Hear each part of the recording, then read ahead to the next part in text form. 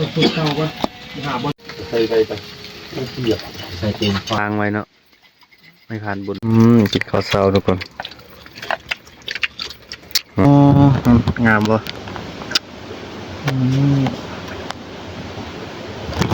ไอ้ขนาดเหรอมีแต่บังลำนี้เด้เราให้บุกปิดเลยว่าโกงกันเลยสัมภาษณ์ที่บุกกิ้งตุ่มไว้ตุ่มให้มันเปื่อยหยาบโพดมือไฟสะอาดจุ๊บเลยนี่จะขี้โกงสุกแล้วเนาะนี่กินข้าวนำกันเลยทุกคน นั่งยำเขาเลยยำมันตีไปจะตับก่อนจำอะไรตัดน้อยเอาเรื่องผู้ทู่หนักเลยโอ้อ่อนนอนจุดเจงญี่ปุ่นอยู่บุเซาอยู่คานปีขึ้นมาทางเฮาพูดปีขึ้นทางยูไฮลุงทาผ่าดัดใหญ่ยูไฮพูดย่างลงไปหอดพุ่งกับเป้าพูดลัดออกมาทางนาไอ้ดำมันย่างมาเอารถยูโบฮีดีฝนตกหมดเช้าเลยเด็กเป็นหกโซ่ตู่โดยลัดเลงเลยพอนั้นเป็นฝนที่ตกมาจากได้ยินเสียงมาอู้ตรงลุงมาหากูเลยโดนพอมาเที่ยวกุ้งเดียวเลยที่สองกุ้งที่ใหญ่เนาะคืนที่สองดูกองมันคล้ายๆกุ้งมัสซิดดีกับพันคีโมมันคล้ายกุ้งมัสซิดดีนะรุ่นรู้แต่ถ้ากันมากแก้มมันทนายพัดสบายตอนเช้าเขาไม่มัสซิ่งมือว่ะมันเป็นอะไรขาวๆแก้มมันคล้ายๆแก้มมันตะกั่วดีหรอกเขาเป็นบางอย่างถามเขาได้แต่งกินเดี๋ยวจะออกปีซอกเปียใหม่รุ่นลายพอกินลายได้มึงเป็นรัดเช้าไปเลยทำมึงกูกลางปีใช่เลยนะกูก็ได้นั่งประมาณนั้นตกเต็มคืนบุเช้าเป็นเวียดโบงหรือบ่ดีเสียงหอดที่มันที่ลงมาหากูแน่นอนว่าบนละกายอยู่หนึ่งเข้าเนี่ยหลังออกอาย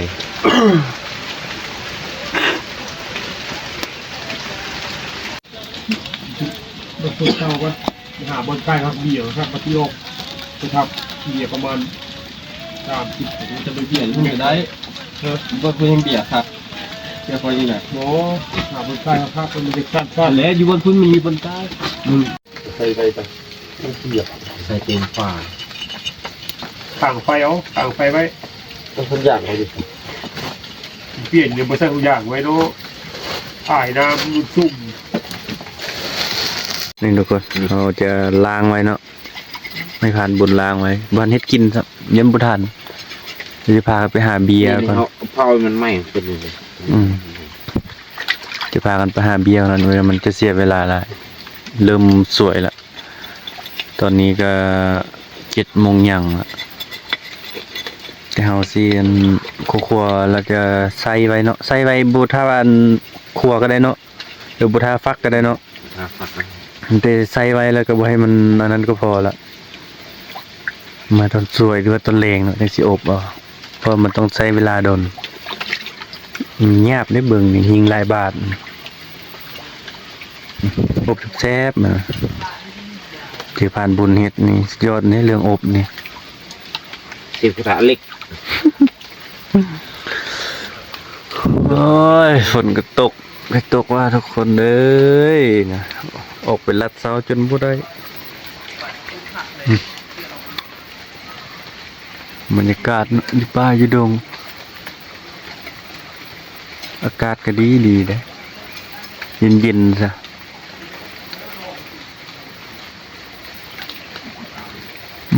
มืดเลยนะเป็นหมอกเลย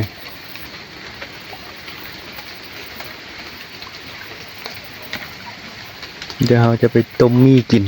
กับปลากระป๋องจะออกไปหาเบียร์เลยแล้วจะทายให้เบิ่งเนาะเบียร์ที่เราจะเอาไปวิธีชาวบ้าน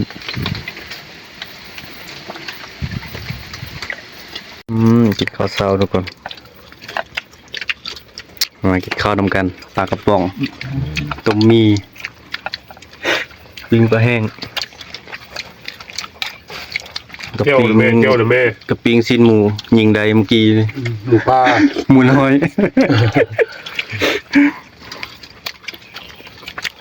เขาติดมือนั่งหมูเจียวซีฟู้ด เจียวเผือก กินข้าวไปซอกเบียร์ใหม่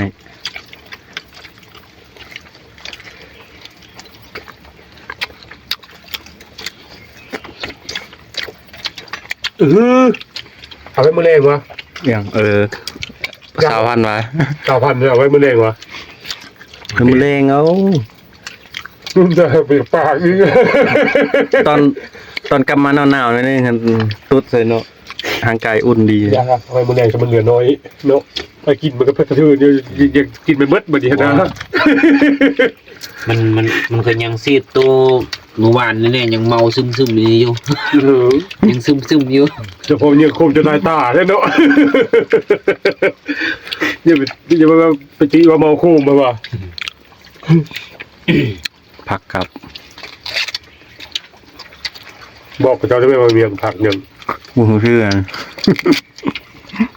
กัดอย่างเดียว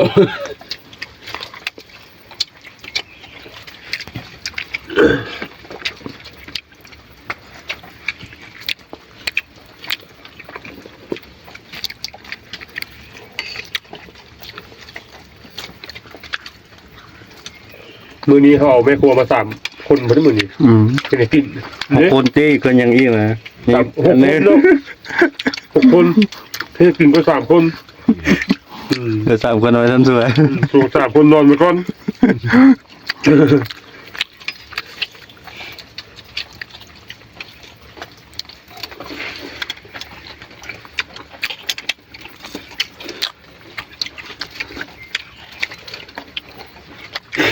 โอ้โหทอน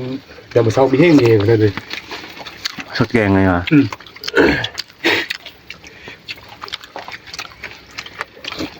เมนูก็อุ่นท้องวาบหูบลงไป กินซุปคือต่างประเทศนะกินแต่น้ำมันหลังจากกินข้าวอิ่มซอกเบียร์ใหม่กันยิงสัตว์บ่ได้ก็ซอกเบียร์ใหม่ผ่านบนผ่านเพมาตะแลงยังไปซอกยิงมาพอได้พอกินเนาะแต่ฝนบ่ตก ตอนนี้พากันไปซอกเบียร์ใหม่ก่อน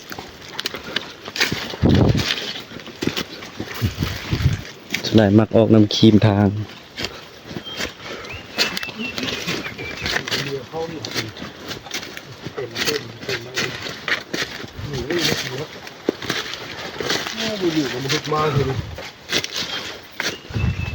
เลาะอยู่แถวนี้แหล้วหมู่ซุ่มนั้น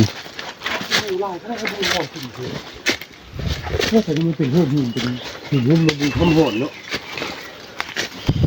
นี่เห็นขี้มันจะเอา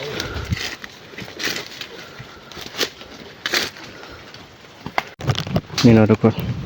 เราจะซอกเป็นหน้ากระดานไปเลยเป็นหนึ่งครับเป็นหนึ่งครับซอกเป็นอะไรนี้เนาะถ้ามันเห็นดอกหนึ่งนี่มันจะอยู่ไกลๆกันเนาะถ้าเห็นดอกหนึ่งนี่มันจะมีหมู่คล้ายๆเห็ดพวกแหละแต่ว่ามันจะออกห่างๆหน่อยนึงซอกเป็นอันนี้แล้วก็อยู่หลังหินเนาะหลังหินก็มีกัน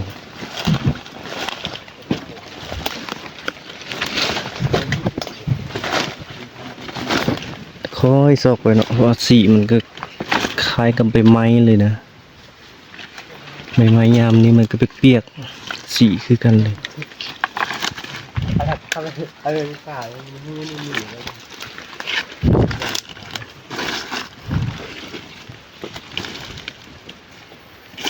นี่นะ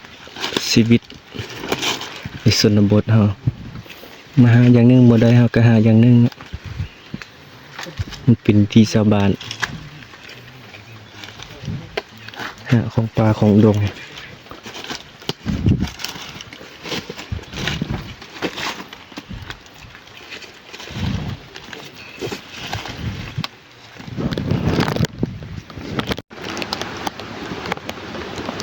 เป็นเฮิร์บหินเบิดเนาะเท่าไหร่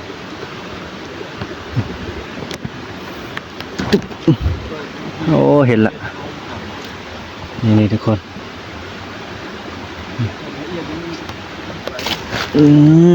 เห็นแล้วดอกหนึ่งงามบ่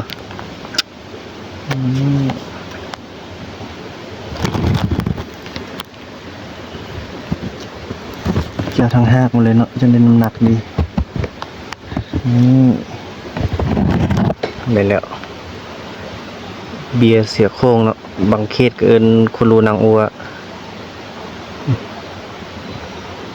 กิโลนึงแพงอยู่ทุกคน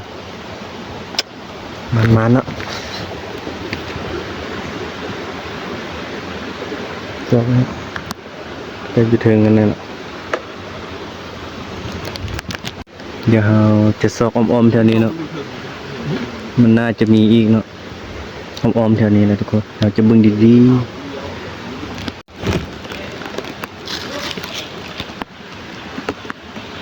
ต้องซอกดีๆโอ้พี่ดีทีดีมาดอกนี่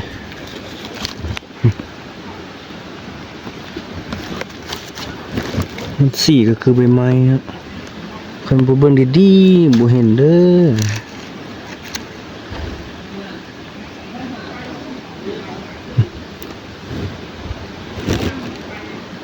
ดอกน้อยเนาะบ่ใหญ่ปานใด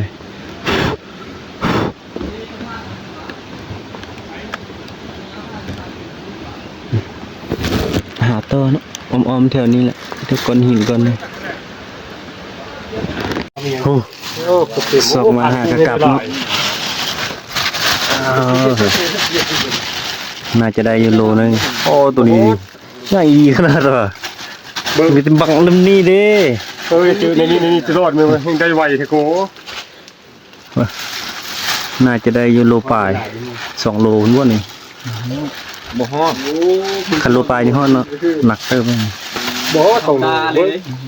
ปลาป่าจับพุ่นลูกประมาณ โล5พุ่นนี่หนักโกเห็นว่าแบบนั้น โล2โล3ประมาณโลปลายนิดเดียวนะ โล2โล3บ่ฮอดโล5 เบยไว้เตี้ยนี่ บ่อัดฟัง โอ้ยเขาไปไว้ที่นี่ เอากับเปลี่ยนก็ เอาแบบนี้เลยเนาะ เขากินข้าวเหรอ ในลายเติบนะไปรอบแรก เลยก่อนปันจะไปเลยปันเข้ายินเนื้อไปรถ พากันปันเข้าแล้วไปต่อ มือจะไปทอด เป็นง่ายเอา ปัดเจี๊ยบไอ้จัวก็มานำเลยโอ้ยเนาะ เจ้าอาวาสครูบาหายเจ้าอาวาสแล้วนั่นดิ มันเป็นอันหินหุ้มไม่ใช่หรอ แล้ว ปลาดกใหญ่ เป็นแต่เอาไปเดินบอกต้องง่ายก็เป็นอย่างนั้น นี่กินข้าวสวยมาทุกคน รูปเห็นด้านงูตัวนั้น ปลากระป๋องคือเก่ามันได้ออกไปเลาะยิงเนาะจะไปหาเบียร์ใหม่ ดอกปุ๊กอยู่แล้ว กินข้าวอิ่มก็ย้ายทับไปคนเปลี่ยนบอล โอเคนี่ขาจากกระติ่งเฮ็ดเซฟเอาเลย เลยงงเลยขาแค่จางตีนมันตื้อ พี่บอกประโยคขักไอ้เฮ็ดปุ๊กเลยตายเต็มเลยโอ้หมดเลยอ่ะกันเลย เลยกินทับเลยสิ ปลากระป๋อง CP 3 แมคโคร บักกี้ไม่ไปเลยกูว่าบินมันแล้ว เรียก ที่เรียกแค่มันไม่ได้ ยังจันทร์ คือว่า มาพักทับที่3ย้ายทับละ ที่โตที่ 3เมื่อกี้ที่2ครับไปพักน้อยนึงนี่ ลืมอีกเหรอ เขาไม่ได้นอนเนาะ ไม่นอนก็ส่งนะ เกี่ยวมึง ขางเครื่องเบาตุนเพิ่น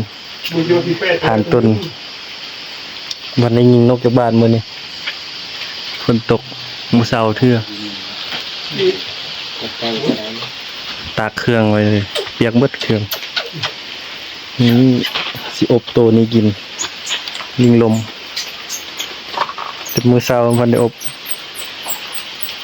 น่าจะฟักมันก่อน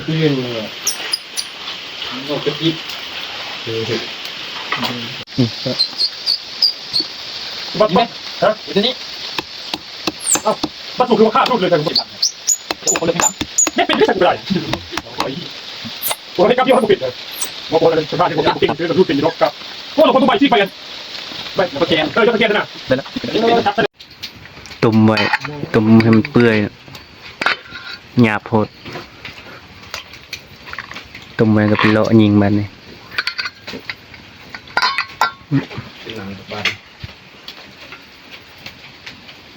เป็นโลทาง ยิ นั้ ง น เลือกบอลแล้วป่ะ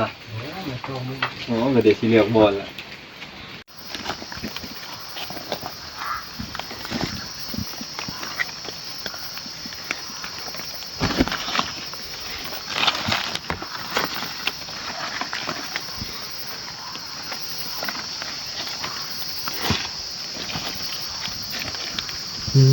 เจออย่างนั้น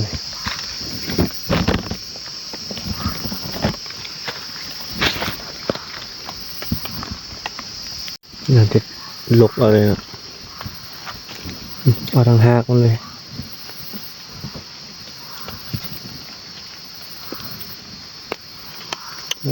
เบื่อใหญ่ดีเลยลายมันงามงามหาต่อเลยนะเท่านี้มันออกน้ำดินเลยมองบอลก็ออกน้ำงอนหินแต่ว่าออกน้ำดินนี่ดอกใหญ่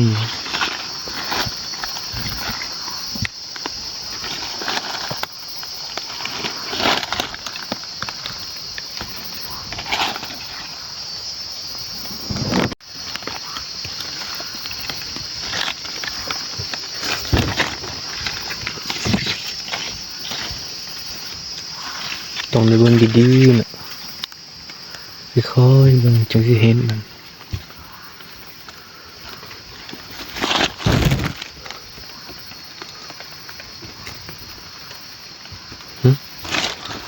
โอ้ยเห็นละเบียร์นึงเบียร์บุญใหญ่นะเบียร์นี่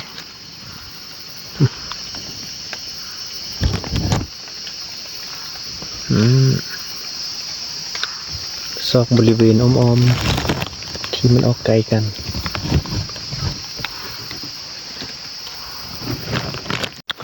เห็นนะทุกคน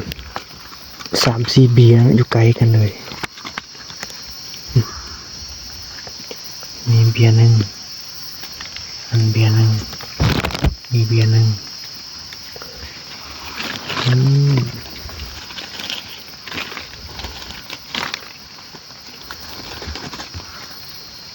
ซอกตาจนลายวะนั่นเลยซอกวนไปวนมามันคือก็ไปใหม่นะ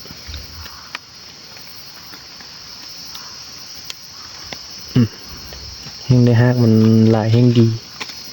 มันจะหนักน้ำหากมันนะก็จะเอาไปเฮ็ดยาเลยแต่ว่าหากกระบุงเฮ็ดยาเนี่ย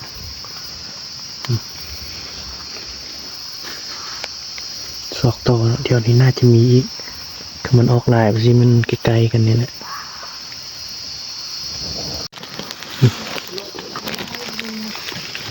ดอกบกใหญ่ทุกคนเดี๋ยวจะเอากันนะ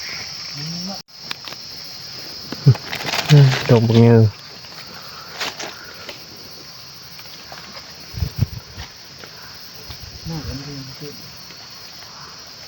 หัวเจ้านั่งมาอยู่เถิงอ่ะเถิงกันวะ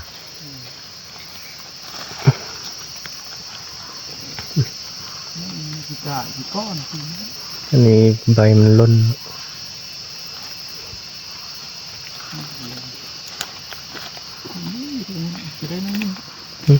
คือมันมีแต่อันซ้ำนี้ไหมใหญ่ขนาดนั้น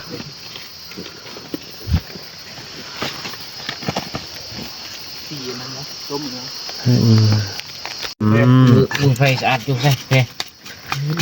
สุกแล้วเนาะ กินกับข้าว เข้า เล ไป ย จับที่เก้า เบาตัวนิดเดียวดับ เรายังได้จับใส่ปากอยู่ มันห้อนกับพ่วงตักเลยหรือเปล่า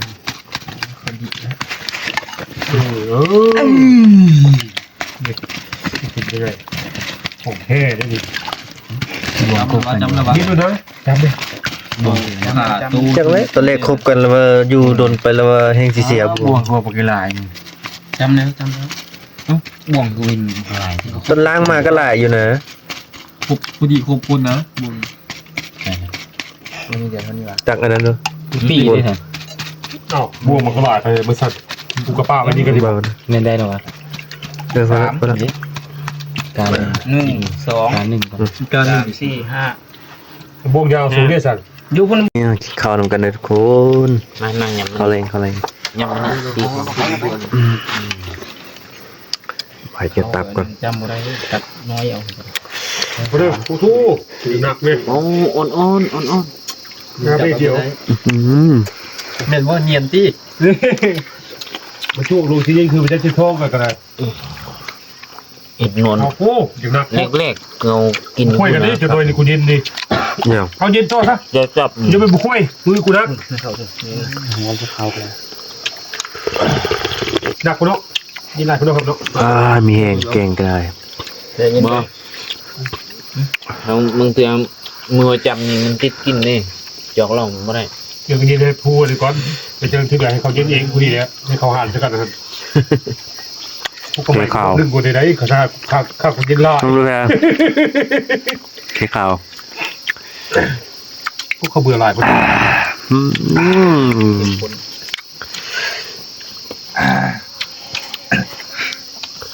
เอ้าหวานเจี๊ยบเลย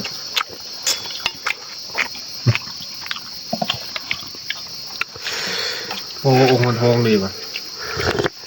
ก็คงหลังทองว่ะโอ้โถครับก็มาจริงว่ะองค์ทององค์หลัง สุดยอดเลย เรากระฮอน สวยเจ็บกระเจ้าโค หลังกระฮอนโอ้ปูเทียมเลยแค่แล้ว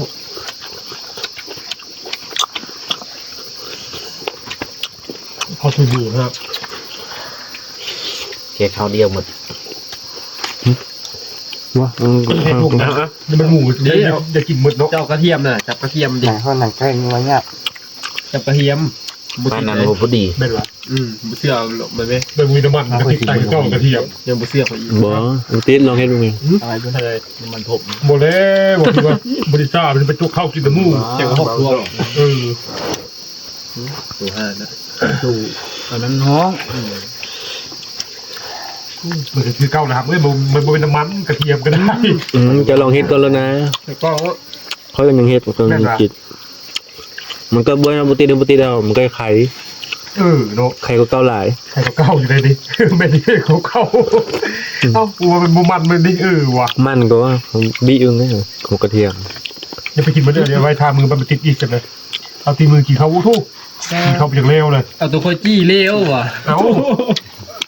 มันจะ น้ำมันจะออกดี เอ้า ใครก็โคจี้เดียว ถ้าจะไว้กินเลยเดี๋ยวมึงเราตอนนั้นจะกินเลย สองอันครับเป็นแบบอันหนึ่งแล้วงานนี้กันสองอัน กระตัวบุทันจี้มากับกระไร มันผิด บ้า หลังจากกินข้าวอิ่มแล้วนอน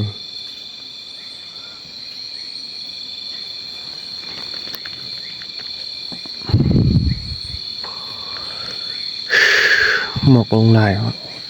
เน่าไปการครับ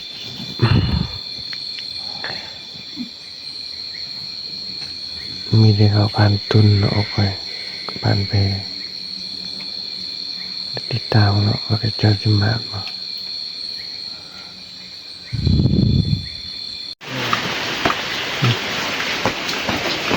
การมากับบริยาได้แต่อีออกหัวหน้าคนนอนในถ้ำ นุ่มนอนหนาวอันนี้ก็ฝนตกหำเดาวนิวมู ที่เราสี่เหรอ ตกแหงเพราะ